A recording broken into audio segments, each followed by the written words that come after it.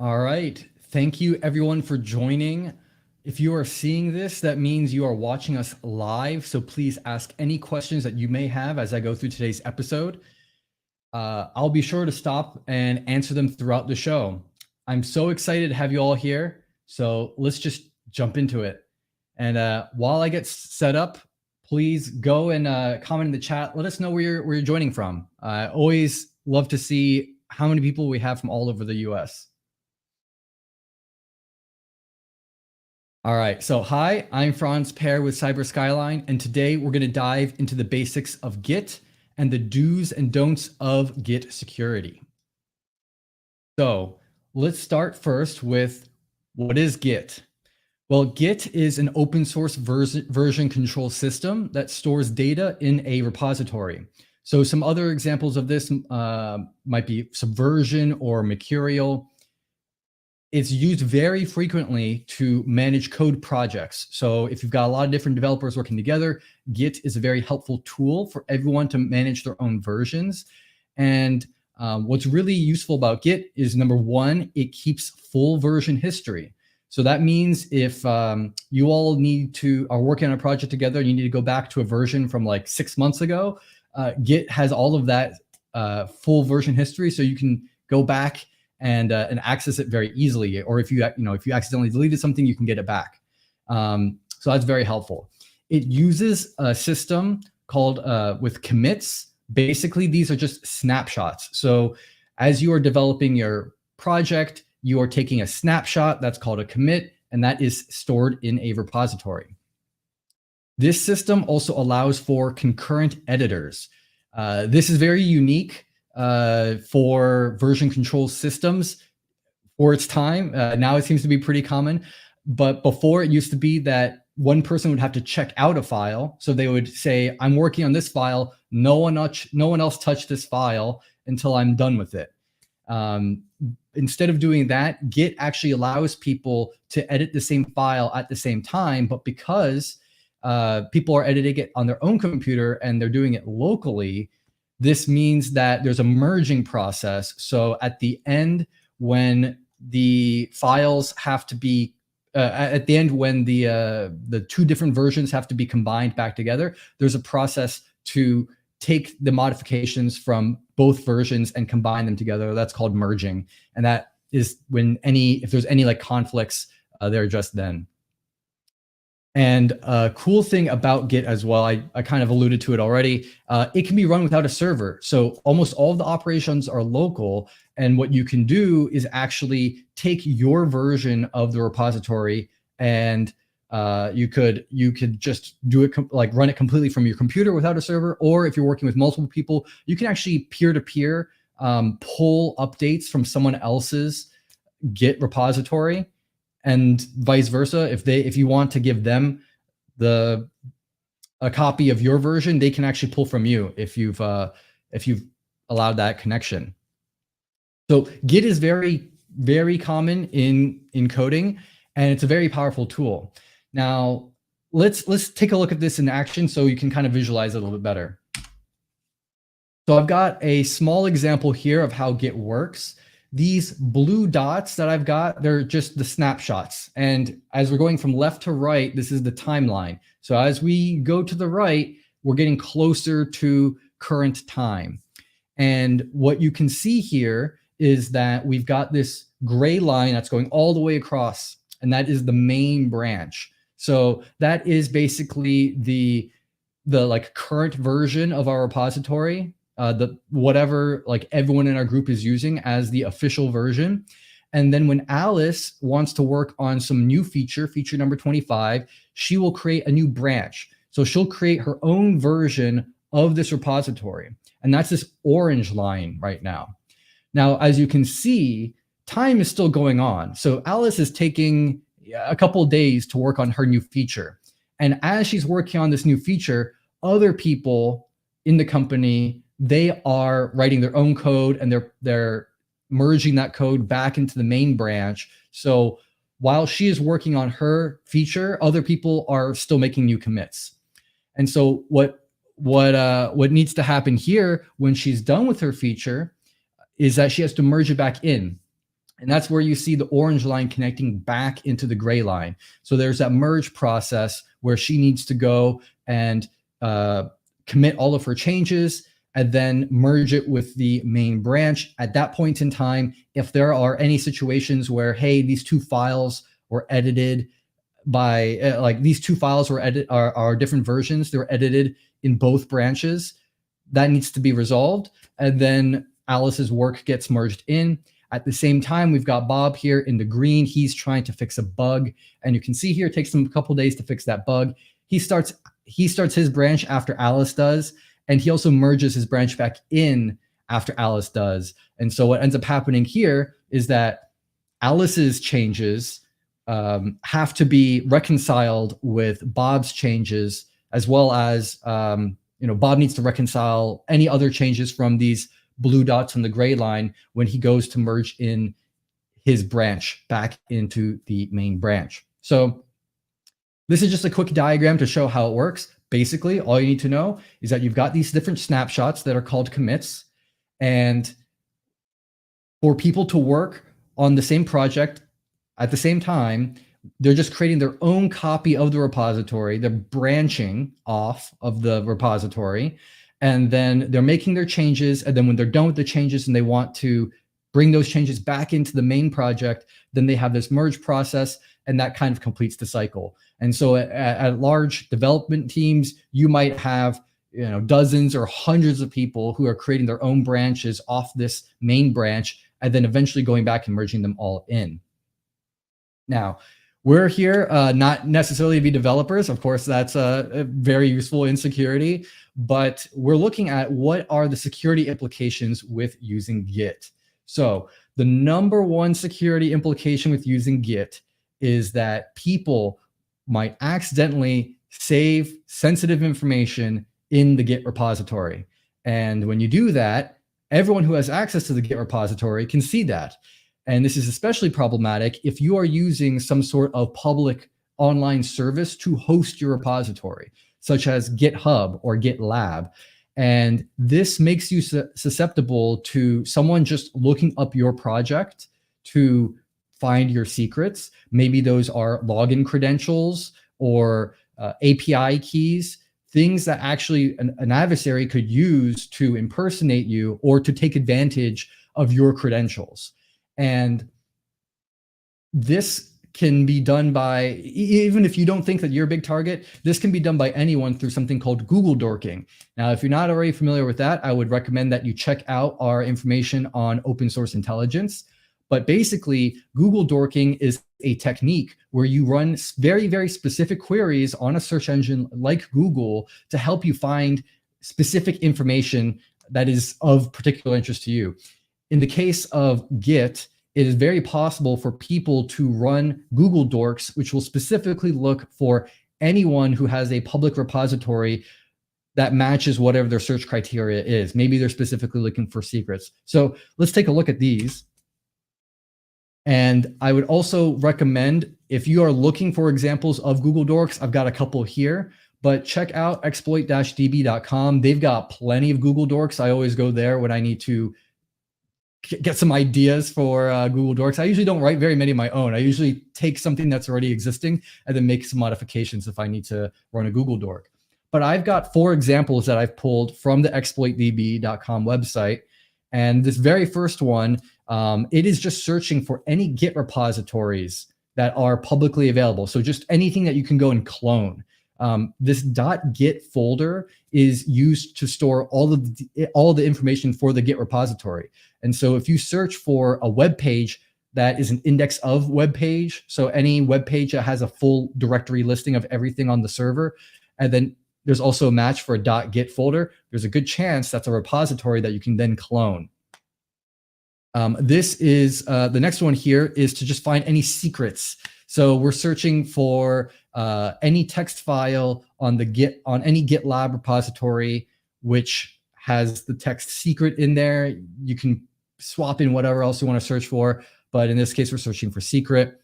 The next example here, we're searching for website logins. Any GitLab project that has text, has a text document that says password and matches these at gmail.com or at yahoo.com. So we're looking for login credentials basically. And this last one here is specifically looking for Windows login credentials on GitHub. So these are some very basic Google Dorks. I'll show you all how they work in the demo, but keep in mind that these are just 4 examples. There's a ton of them out there. You can make your own as well. But basically what you want to make sure happens from a security perspective is that when you're using a Git repository, you don't want to have it be the case that someone can run one of these Google Dorks and find your repository and steal your secret keys. You really do not want that happening. And I'll give you a quick little set of do's and don'ts here to help you prevent this from occurring. So number 1 is just don't commit sensitive data at all. That's just like the safest way to do it. If you need an API key for your service, then don't save it in like a .config file. If possible, you want to use environment variables where you store it as an environment variable, or if you use a config file, do not commit it to your repository. So you can use a .gitignore file, which will specifically tell Git to not save specific files to the repository. You need to do that so that you don't accidentally put in your API keys or your login credentials into the repository. Because again, anyone who has access to that repository will have access to that information. Number 2, don't host private repositories with public share settings. This is basically how everyone gets pwned all the time. It's because they mess up these first 2 tips. They commit something that they shouldn't be committing, like some credentials, and then they accidentally share that publicly online, and now anyone from the internet can go and get it. It happens a lot where people are sharing their repository on GitHub, because GitHub also allows for private sharing. You can have private repositories where it's only you and whoever you want to have access to it. However, you have to make sure that you enable the private repository setting.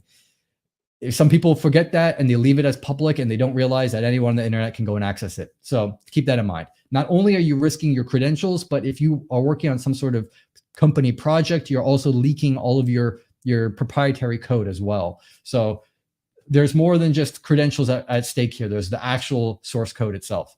And the last tip here is, if you do accidentally commit some sensitive data, then make sure that you are removing it correctly. So I mentioned that Git does snapshots. So what happens is that if you delete a file between snapshots, it is being deleted in the subsequent snapshots. But if you roll back the history and you go back to a previous version before that sensitive data was deleted, it's actually possible for someone to go and retrieve it. So if you do accidentally commit some sensitive data, make sure that you're using some sort of specialized tool like filter repo to go and purge all of that sensitive data in the previous commits so that there is just no record of it whatsoever. So that's all very important. All right, so let's go into some very basic GitHub actions, Git actions. So number 1 here is to create a new repository, git init. This is a command line tool that I'm using. There's also a GUI version of Git. There's plenty of GUI versions of Git actually, but for these examples, I am using the command line. So git init to create a repository. Git clone lets you make a copy of a repository. You can clone from a remote destination as well. That's how you use things like GitHub to pull a repository from a remote location. If you want to take a file and the modifications from that file and add it to staging, meaning that you want to add it to the queue to be committed in the next commit, you do git add and then the file name. To actually go and take everything in staging and save it, you do git commit. If you want to switch between the different branches, you can do git checkout to switch between branches, git branch to create the new branch. And then if you need to roll back to a previous commit, git revert, and then you give the reference to that commit. So we're going to take a look at some of these features in our demo today. But I promised you all that we were actually going to go and look at a Git repository and find some hidden secrets. So I believe it is time for the demo. Now I'm going to go and get us set up with our demo environment. The first thing that we're going to do is try out some Google Dorks to show you what that looks like from an adversarial perspective and what you're putting at risk if you don't secure your Git repositories correctly. And then we're going to take a look at a Git repository and try to extract that information. So I am just going to go and switch over to the demo. And I've got my my trusty Google over here, and I'm just gonna copy and paste some of those previous Google Dorks that we had in the slides. If you have any questions, by the way, as I go through this in the live demo, go ahead and leave it in the chat. I will try to answer it when we finish the demo. All right. So the very first thing I'm going to do here is run this Google Dork that is searching for Git repositories that we can copy. So we're just searching for any index of pages that have a /.git. So this is some repository for High Street Consulting. I have no idea who these people are. All right. These definitely look like some consultants. I don't know if there's some sensitive information in here, but it's available publicly for anyone to access. There's a GitHub repository from vaughan.edu. Again, don't know if this is sensitive or anything, but I can actually see this is a Git repository from 2016. So someone published this here. Now, just looking for Git repositories isn't particularly interesting because you're going to find a ton of them, and most of them are going to be like empty and not very interesting. So let's search for something else. Keep in mind that there are a ton of false positives that you're going to get when you're doing the Google Dorking. So sometimes you might need to dive in several pages in the search results before you get anything that looks interesting. So I'm just going through and clicking some of these links. All right. So this looks like someone's personal project. Maybe this is a fork of a repository. And it looks like they've forked. Yeah, it looks like they forked some project. So what we're seeing here are like the default credentials. Not particularly interesting. Looks like these might be some API keys of some sort. Someone published.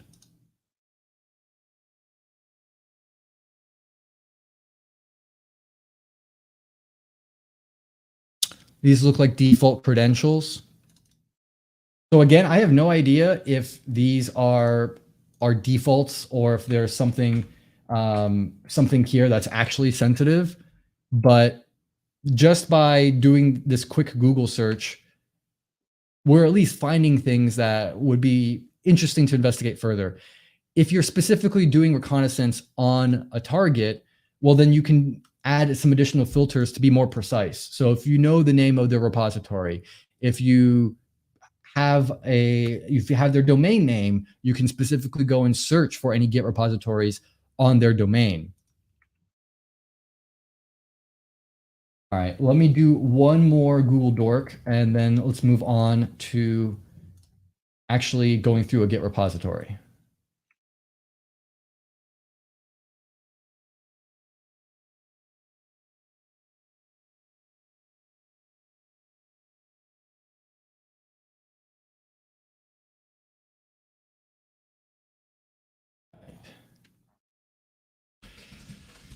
So it looks like this is a README file with some passwords. I'm going to assume that these are not sensitive because it isn't a README file.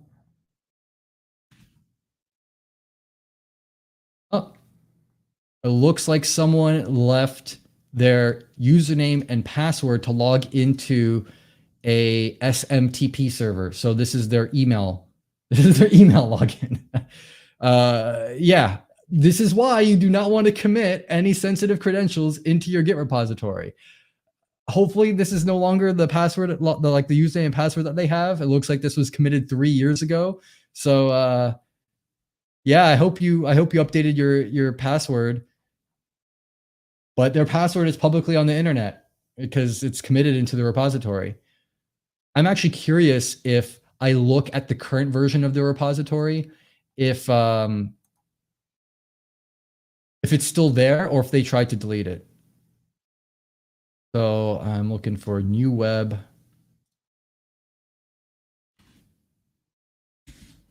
Yeah, it looks like they tried to delete this. Well, they tried to delete this commit, it seems like, but it's definitely still there. Definitely still have the login credentials.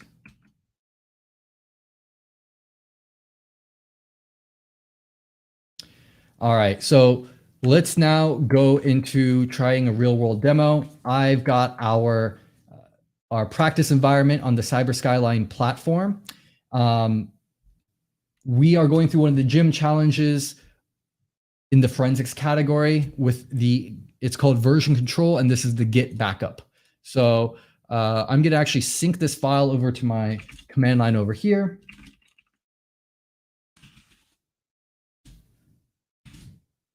And I've got this zip backup, this git backup.zip. Zip that.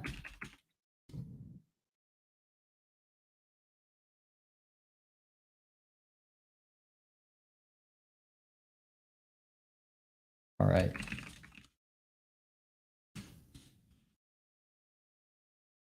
All right, so we now have our README document from this Git backup, and I'm going to go look through these questions to figure out what we're trying to do.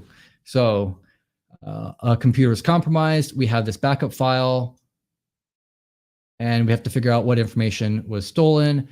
We have to figure out the email address of the employee who was compromised. So when I do an ls, all I get is this README. If I look at the README, it doesn't have anything useful in here. But if I do an ls-al, I can see here there is a .git folder, which indicates that this is a Git repository. So if I do a git log, what this will do is show me the commit history, and it will actually tell me who the authors are of each commit. So I can see here that Greg Peterson with this email address made a commit on February 12th. And what I can actually do is just copy and paste his email address, because that's the first question here. So it looks like this is Greg's repository. There's only 3 commits right now that we're seeing, and they're all from Greg. And so I'm going to submit his email. So we've got that correct. The next one's asking for the flag that was compromised. So just judging by this commit history, we can see here, first thing that happens is this initial commit. Then after that, there's a commit that says backing up data. And then there is a final commit that says, oops, wasn't supposed to commit that. Sounds like Greg here went and tried to delete something that he added in this previous commit. So there are 2 ways that we can try to figure out what that is. The first thing we can do is run a git show. Git show will give us details about the commit, the specific commit that we pass in. So if I copy this, yeah, the one that says, oops, wasn't supposed to commit that, I paste this in here. And I can see that a flag.txt was deleted. So if I go to the commit that says backing up data, and do a git show on that,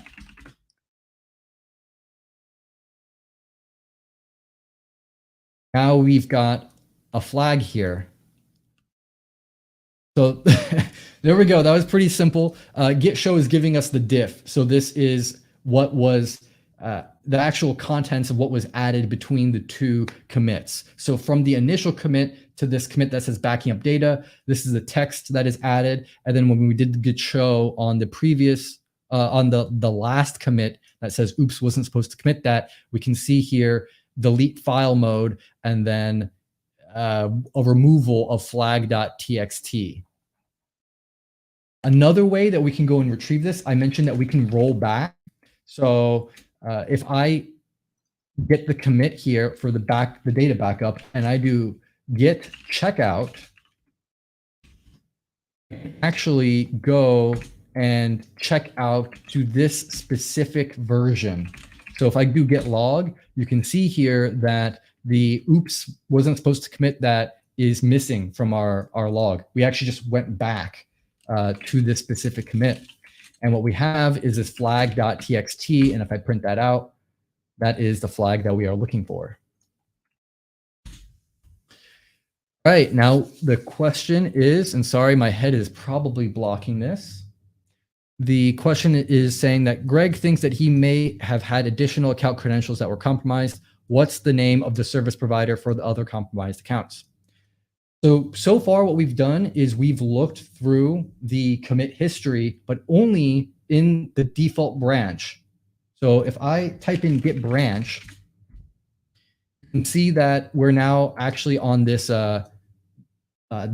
this new branch because we did this git commit on that specific commit, which did that revert. And so now we're not part of the main branch anymore. So we need to get back to the main branch. And so now we're back on the master branch, and we can see here that there's also a next branch. We haven't taken a look at that yet. So I'm going to do git checkout next. This is switching me back to the next branch. And if I do a git log, see what's going on here, we can see that there's a commit for backup passwords. So this is different. We didn't see this in the previous branch.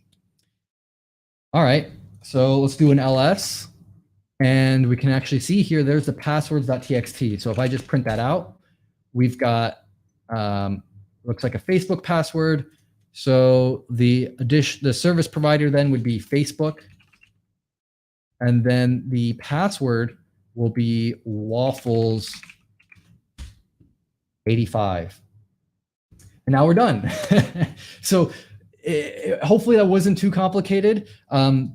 Basically, all we did was just switch between different branches and then checked out a specific commit. And that's like the basics of trying to recover some sensitive information from Git. Now, before we went and did that, we actually went and used Google to find some sensitive data on public Git repositories. And this is why it's so important to follow those 3 recommendations that I provided. Be very careful with what you're committing into your repository. Don't commit any sensitive information, no credentials, no passwords. Be very careful about your public share settings. Even if you don't commit any sensitive credentials, if you have a public repository that has proprietary code, you don't want to get in trouble if people are just downloading your source code from the internet. And then the third thing is that if you do accidentally commit anything that is sensitive, make sure that you're using the proper tool to purge that data. Or even if you delete the file, an adversary can go and revert those changes and get the original sensitive information. So doing a deletion and then a new commit is not sufficient enough to remove that from your repository. You have to use another tool to actually purge that data thoroughly. So I hope you found that helpful, and thanks so much for joining. All right. So I'm done with the version of the recording that will go into post. I am now here to answer any of your questions in the chat. So let's see what we have from the chat.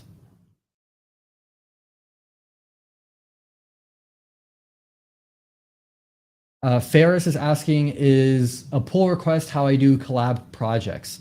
Yes. So pull requests are basically a and this is not part of Git itself. It's actually part of like a Git management system like GitHub or GitLab. A pull request is specifically saying, hey, I made these commits. I would want to request that you pull these changes into your project. And so if you want to work collaboratively on public Git projects, you can find them on GitHub or GitLab. You can clone their repository or fork it, which is probably the more appropriate term here, where you basically make a copy, your version of the repository, you make your changes, and then you submit a pull request to say, I've made these changes. Can you pull these changes into the main repository?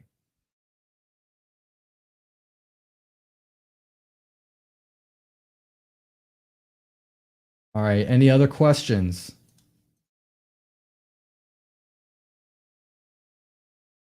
I think I saw a question from someone asking where they can find this challenge within the gym.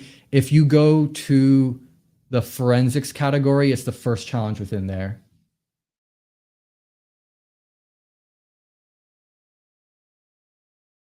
Yeah, there's only two challenges in the forensics category. The first one is version control, which is this Git challenge, and the second one is file carving, which I did in a previous episode.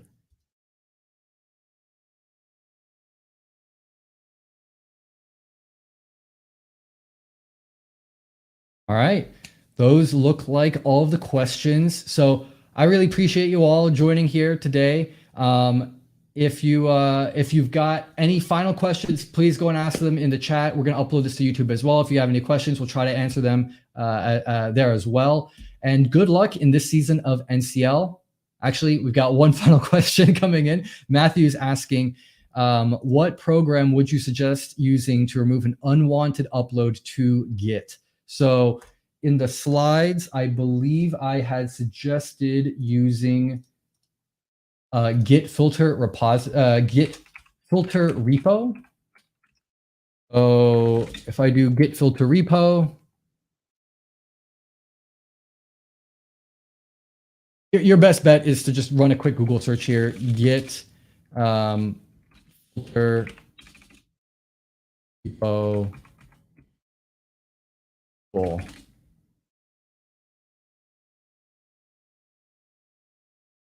Okay, so here's the official GitHub documentation, and they say that if you want to remove sensitive data from your repository, you can use Git filter repo or the BFG repo cleaner option, open source tool, sorry. All right.